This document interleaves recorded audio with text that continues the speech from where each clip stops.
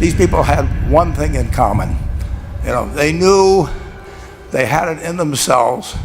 They knew they could be something beyond where they were. They were willing to put their time, their energies to better themselves. What you really could do with more skills, it's just remarkable. So I would like to just tell you a couple of short stories, and we'll draw maybe a couple of lessons from them. As a small business owner, and as you grow, you have to not only be able to project that interest in people's well-being, in delighting them yourself, but you have to do it through other people. And you won't be able to do it through people who themselves do not feel they're being fairly treated, that their views aren't appropriately considered. So you really do have to learn to multiply yourself through other people. And I advise the young people that come to Omaha. We have a number of classes. The key is to certainly, in terms of your personal life, the most important decision you'll make is the spouse that most of you will likely have. And it's very important to surround yourself with people that are better than you are. You are going to move in the direction of the people you associate with. So you constantly.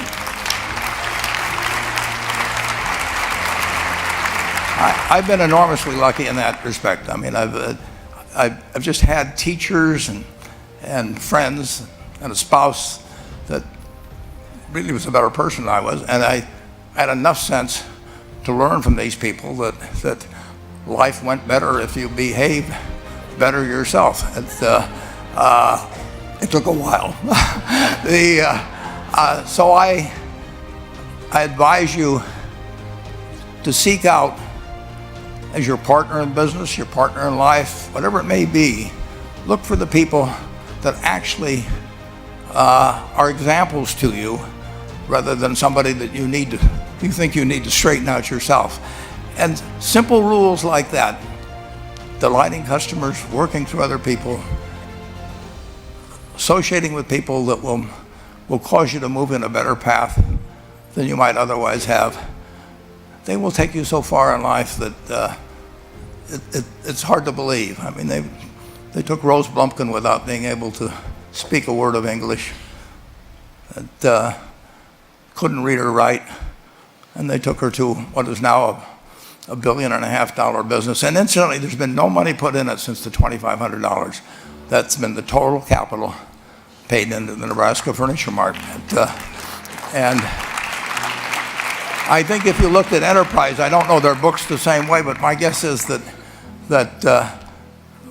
very little equity capital has been added to Enterprise over the years. The business built on itself. I would like to tell you of two women that each sold a business to Berkshire Hathaway, to me actually, for many, many, many millions of dollars. Both of them started with $2,500. By a coincidence, it was the exact same amount. It was everything they had in the world. And one of them was a woman who landed in Seattle in 1917, couldn't speak a word of English, had a tag around her neck, and she lived in Fort Dodge for 2 years, and as she put it, she felt like a dummy. She couldn't pick up the language. She couldn't learn a word. And so she and her husband decided to move to Omaha. So they came to Omaha in 1919, and there she found a small colony of Russian Jews, so she started feeling more at home. And then as her oldest daughter went to school, she would come home, this daughter, Frances, and she would teach her mother the words she'd learned in school that day.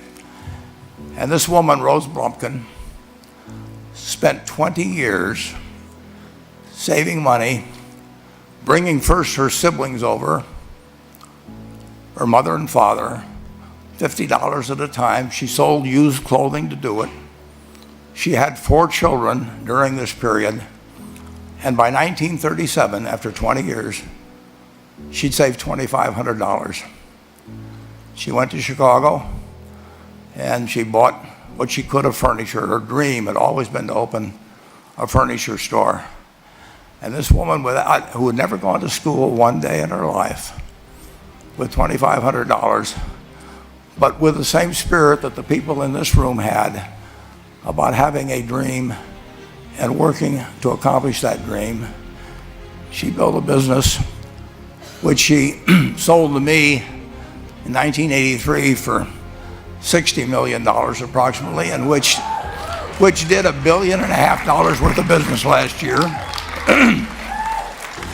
The 4th generation is working in that business.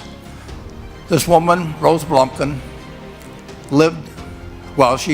she worked for me until she was 103. And then she retired and she died the next year, which is a lesson to all of Berkshire's managers that premature retirement, you can't tell what's going to happen. But Mrs. B, with her $2,500, one further fact about her: she could not read or write. And she went into a furniture business, and she didn't bring anything unique in furniture, but she brought a determination to succeed. She knew she could outwork anyone else. She knew she cared about her customers.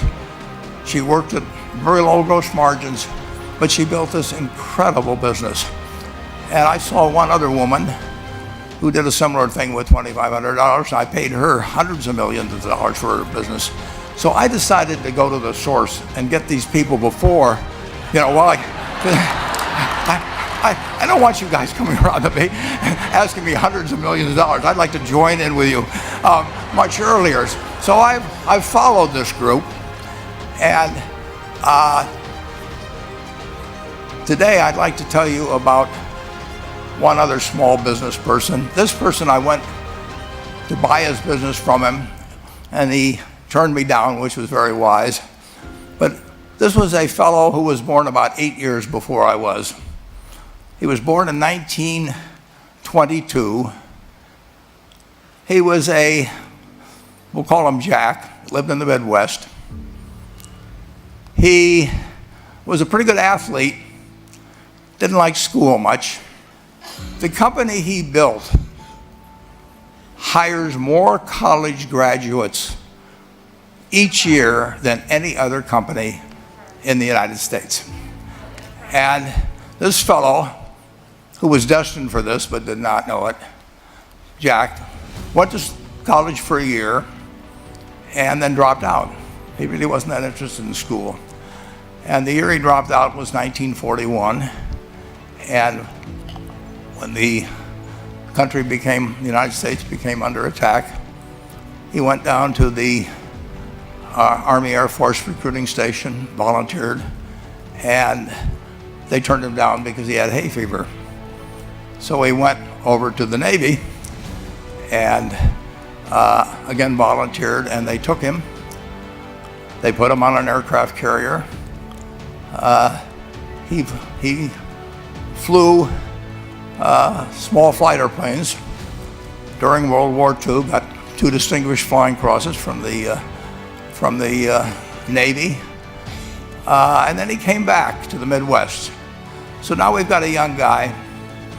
Probably by this time he would be 23 or 24 years old. And the interesting thing is, he got back to the Midwest, and he actually kind of went from one job to another for a short period of, or not such a short period of time. And he finally became a used car salesman at a Cadillac dealership in St. Louis, Missouri. And at age 35, having moved up in the organization, the sales organization, he said to his boss, could I go in the car leasing business with you? The boss said, well, if you'll cut your salary in half and you'll come up with, I think it was $25,000, which he borrowed, we can become partners. in a car leasing company. So my friend Jack started at age 35 in the car leasing business. And he had 7 cars. It was pretty slow. In fact, one of the things he did was whenever the phone rang, he let it ring 3 or 4 times so people would think that he was very busy answering other phones. And of course, it was the only call he was going to get all day. So his first venture was okay, but it wasn't really going to go anyplace. And there's a lesson in this for all of us. At age 40, he decided, with 17 vehicles, 17 cars, he was going to go into competition in the rent-a-car business. So now he's taking on Hertz and Avis and National and people like that who have hundreds and hundreds of thousands of cars. And he's got 17 cars, and his cars aren't any different than theirs. I mean, he's buying them from General Motors or Ford or Chrysler.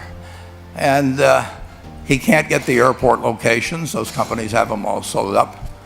But he was determined that he would basically offer the customer, can't offer him a different car, but he can offer them friendlier service than they've ever seen.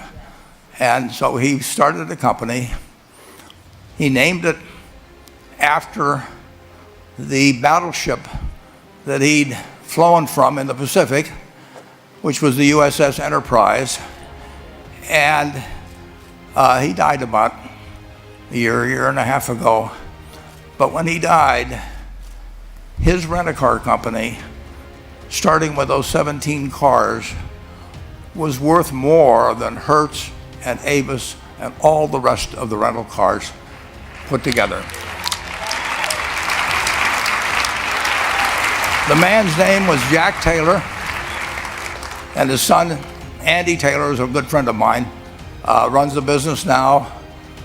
A grandchild is in the business. There'll probably be a 4th generation along the line. So this man, in the United States, he didn't invent artificial intelligence.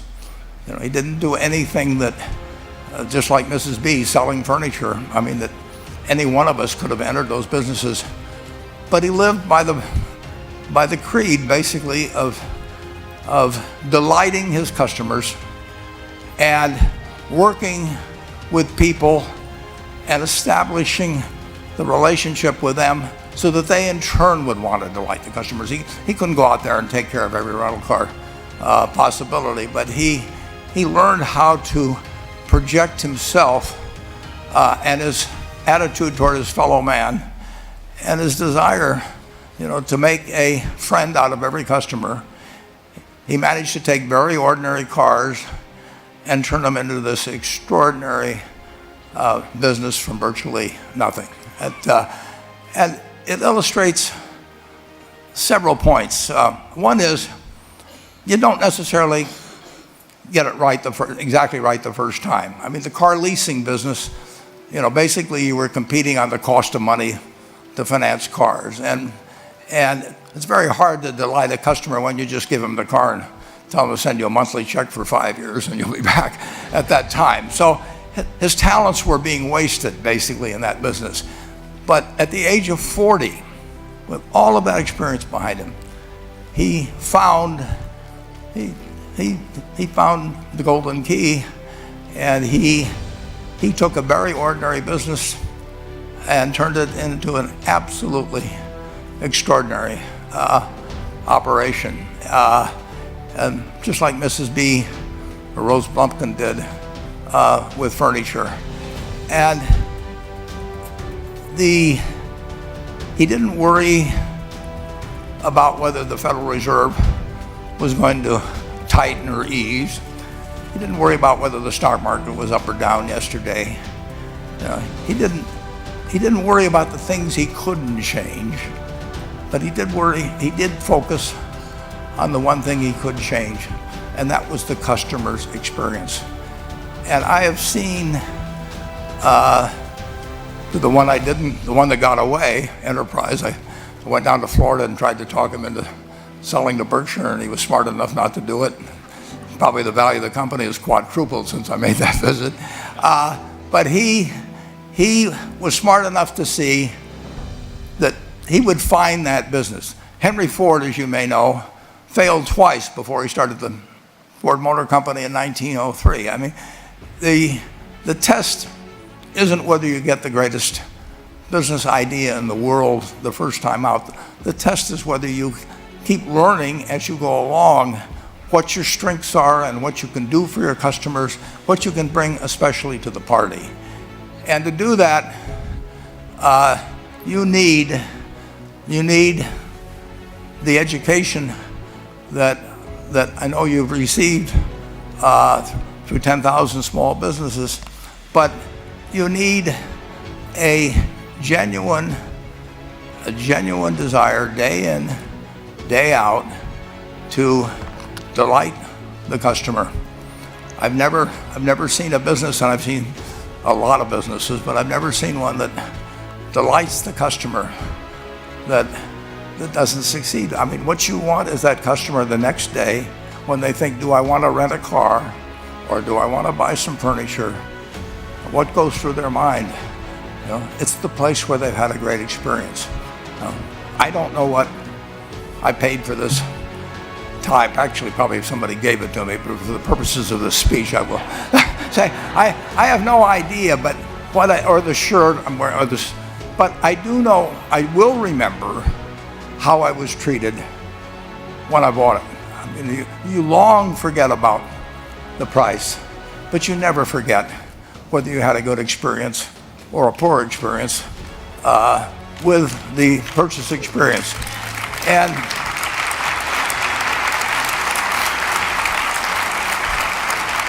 you'll have a hard time finding a person that's had a wonderful experience, a delighted experience in purchasing anything that isn't going to come back. And similarly, if the memory is of rudeness, indifference, whatever it may be, they're never going to come back.